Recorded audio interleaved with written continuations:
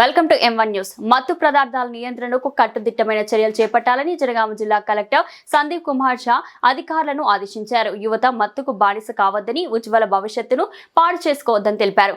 జిల్లా సమీకృత collector కార్యాలయంలోని mini conference హాల్లో డీసీపీ రాజమహేంద్ర నాయక్, అదనపు కలెక్టర్ రెవెన్యూ బెన్షలోం లతో కలిసి జిల్లా కలెక్టర్ సందీప్ కుమార్ షా మత్తు పదార్థాల నియంత్రణపై విద్యా, వ్యవసాయ, ఎక్సైజ్, పోలీస్, వైద్య శాఖ అధికారులతో సమీక్ష సమావేశాన్ని నిర్వహించారు. ఈ సందర్భంగా జిల్లా కలెక్టర్ మాట్లాడుతూ పాఠశాలలు, కళాశాలలో మత్తు పదార్థాల నివారణపై పెయింటింగ్, వ్యాస రచన పోటీలు నిర్వహించి విద్యార్థులకు అవగాహన కల్పించాలన్నారు. రైల్వే స్టేషన్, ఆర్టీసీ బస్టాండ్ పరిధిలో మత్తు పదార్థాల నియంత్రణపై విస్తృత ప్రచార కార్యక్రమాలు చేపట్టాలని, ఇలాంటి అవగాహన కార్యక్రమాల ఏర్పాటుతో సమాజంలో మార్పు తీసుకురావచ్చన్నారు.